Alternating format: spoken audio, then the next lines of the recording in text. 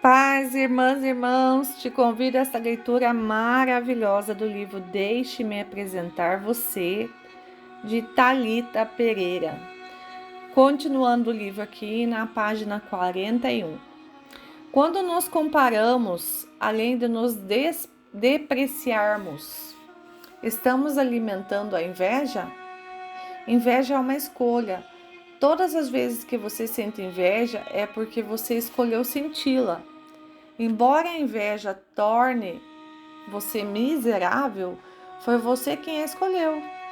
Quando você escolhe fazer comparações tipo assim, Deus diz, não faça isso, mas você escolhe a inveja. Se você tem costume de comparar sua aparência física, suas roupas, seus talentos, sua família, qualquer comparação que seja com alguém, você está abrindo uma legalidade na sua vida para inveja e a baixa autoestima. Você não precisa se comparar com os outros. Faça o seu melhor. É daí que a satisfação aparece. Nunca meça sua atuação pela dos outros. Não tente mudar suas circunstâncias por inveja. Quem tem baixa autoestima costuma querer mudar as circunstâncias para se sentir melhor. Eles têm mais dinheiro do que nós, por isso farei de tudo para ter mais do que eles. O loiro dela é mais platinado do que o meu. Vou fazer mais mecha. Ela comprou um escarpão nude. Vou comprar um nude e um preto. O único problema é que quando você chega a determinado nível, haverá sempre o próximo, um nível considerado acima.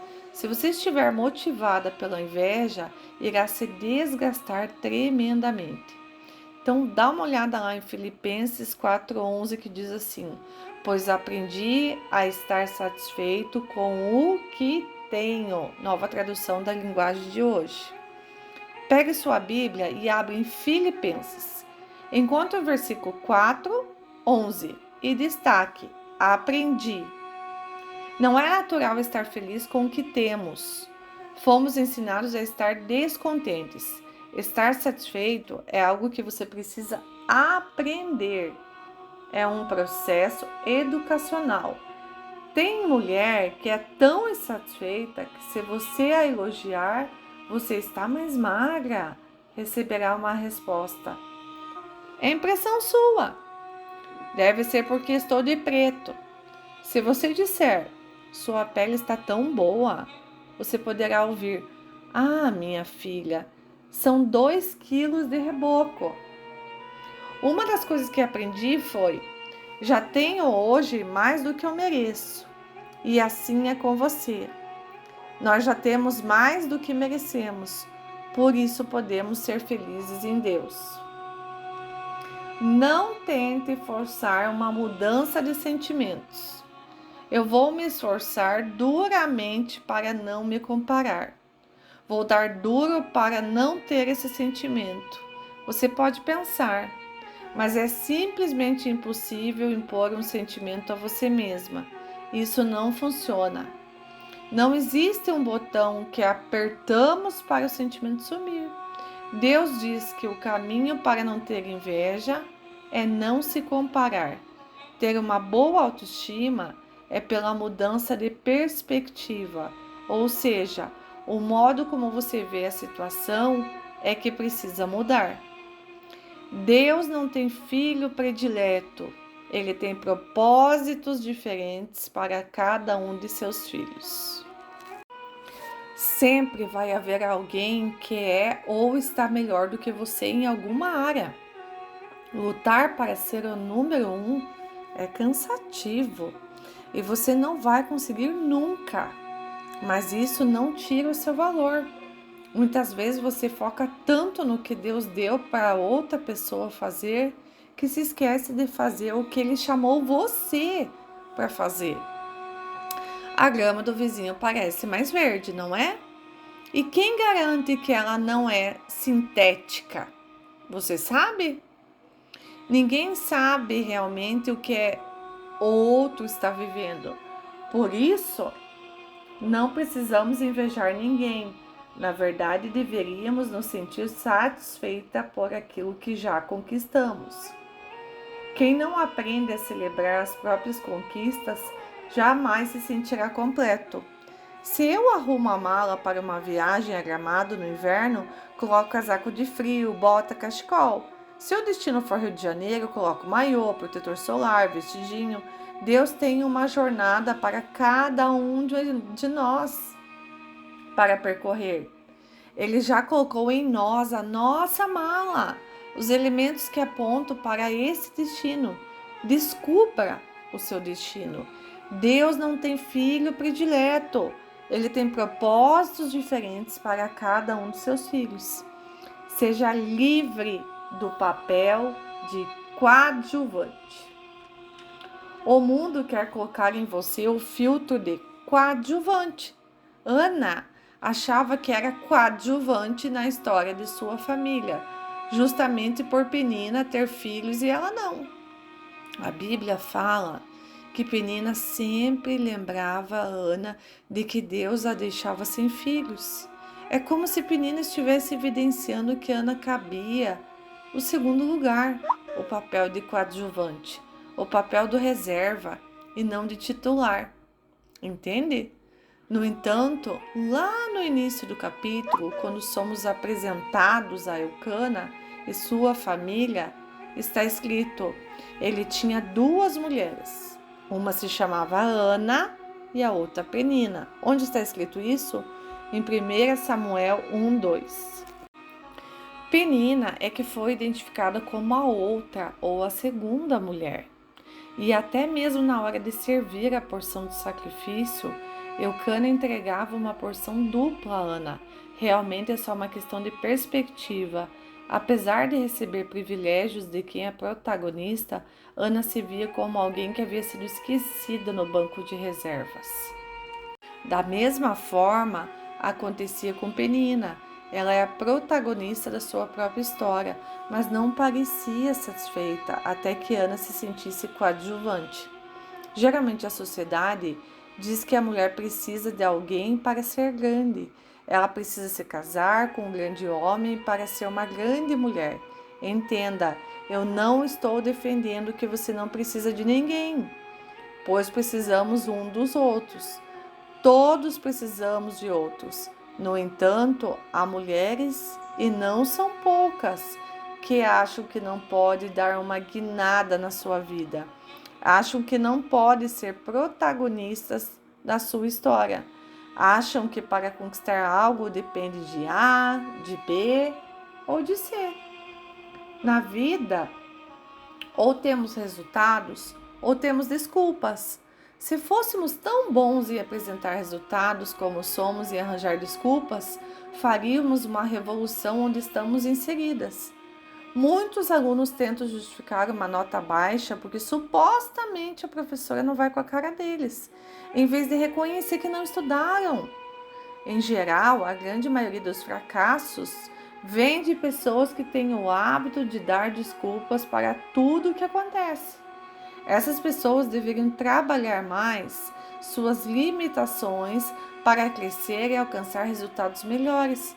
No entanto, preferem o caminho mais curto, o das desculpas. Então, vamos lá.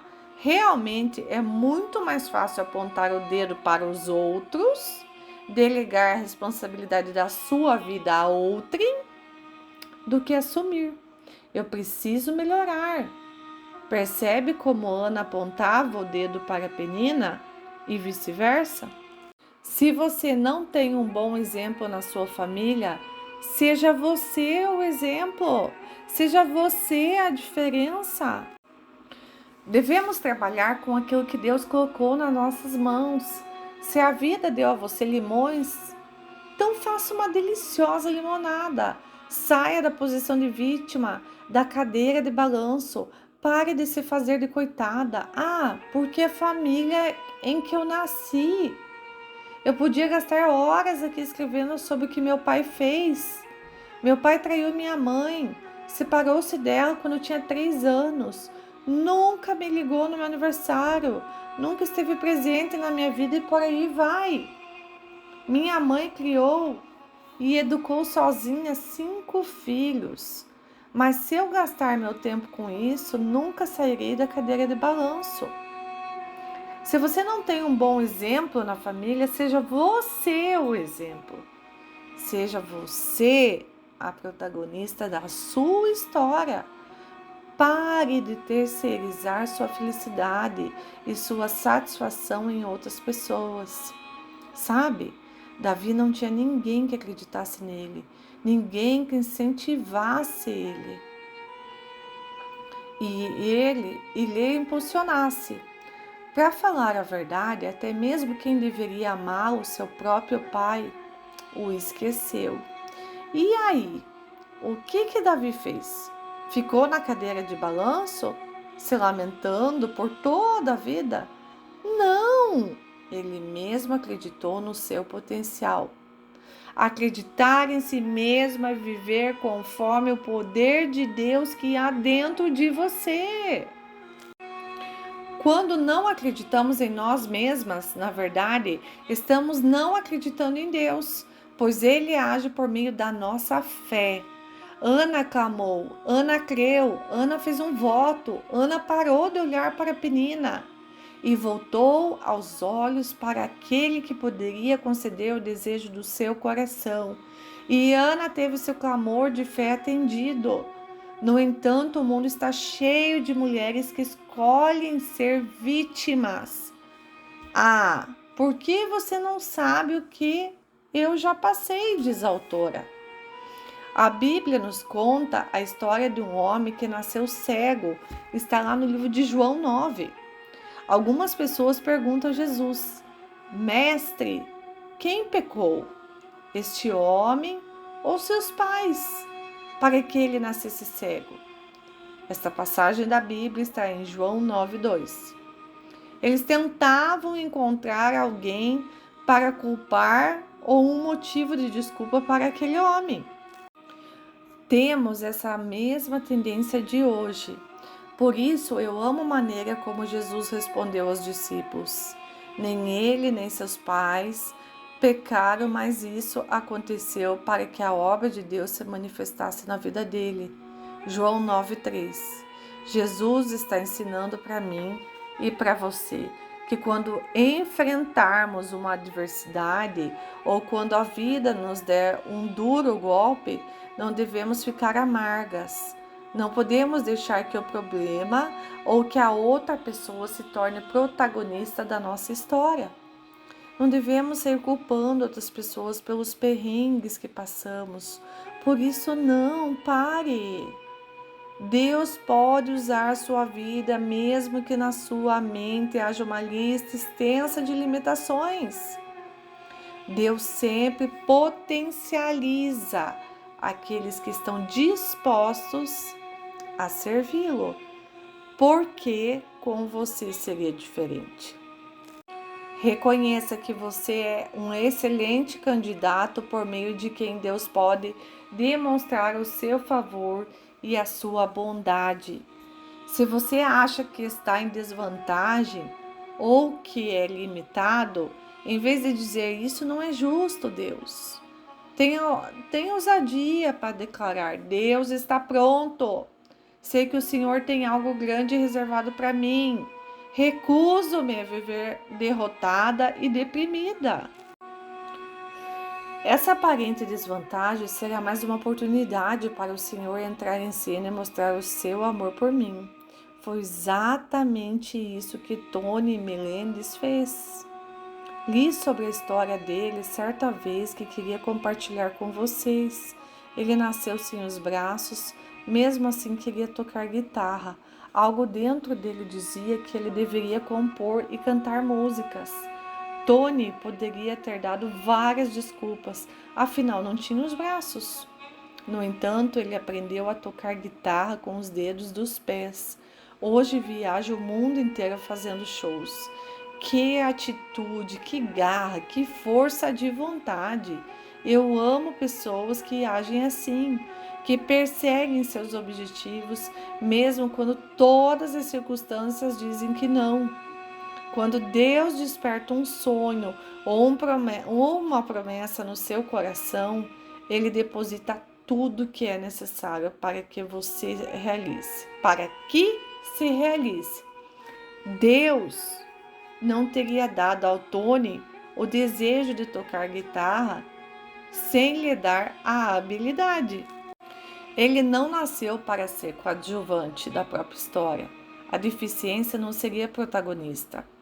Humanamente falando, não ter os braços pode parecer uma deficiência, mas eu sei que em Deus e para Deus não existe deficiência. Quando Ele criou você e eu, eles não estavam num dia ruim.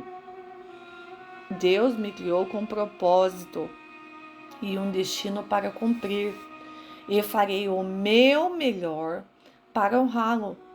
A maioria das pessoas nunca precisou lidar com nada tão desafiador como a ausência de membros que Tony enfrenta. Entretanto, as pessoas costumavam deixar que problemas mais comuns, como um divórcio, a perda do emprego, desafios financeiros, frustrações com pessoas, as oprimam. Eu já passei por uma fase de cadeira de balanço. Senti-me tentada em ser coadjuvante da minha história. Quando comecei no ministério com o meu marido Arthur, que na época era meu noivo, eu olhava para ele e entrava em desespero, porque ele era manso e calmo, falava devagar e ouvia a todos com tanta paciência. O mundo podia estar explodindo, mas ele não perdia concentração por nada. Ele era muito querido e as pessoas o amavam. Então eu dizia: Deus, o Senhor precisa me transformar com urgência.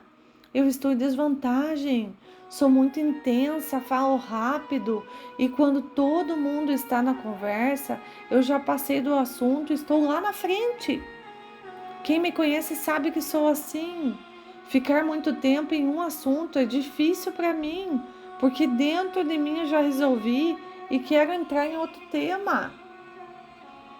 Eu costumo dizer que sou uma máquina em constante aceleração.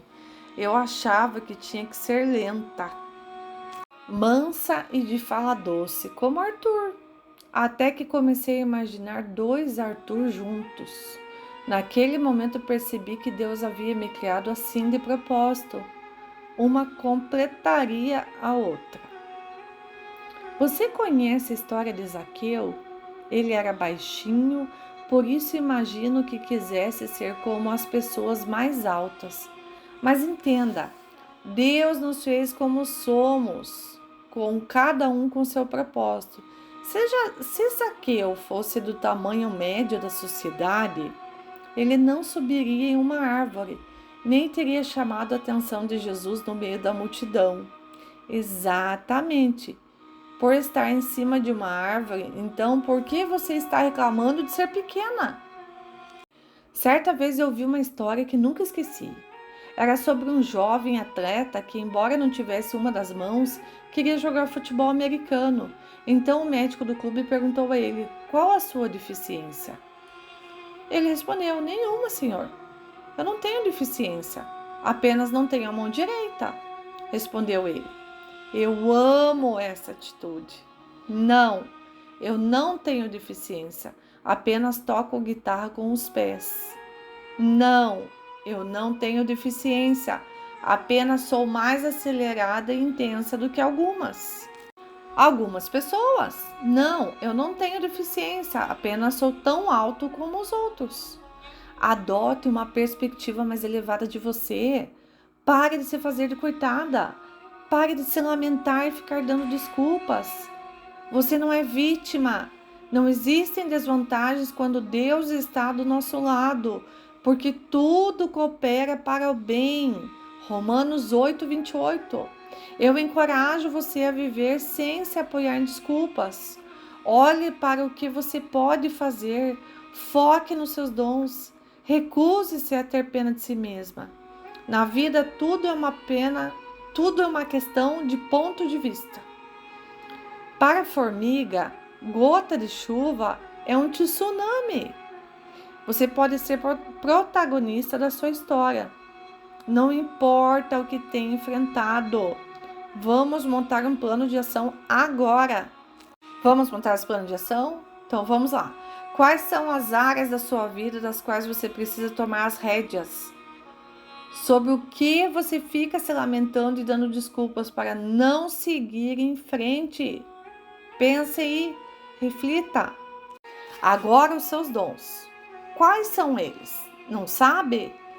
Pense naquelas coisas que naturalmente você faz com maestria e que são voltadas para o próximo. Não importa quando já tenho falado para você que não era o suficiente.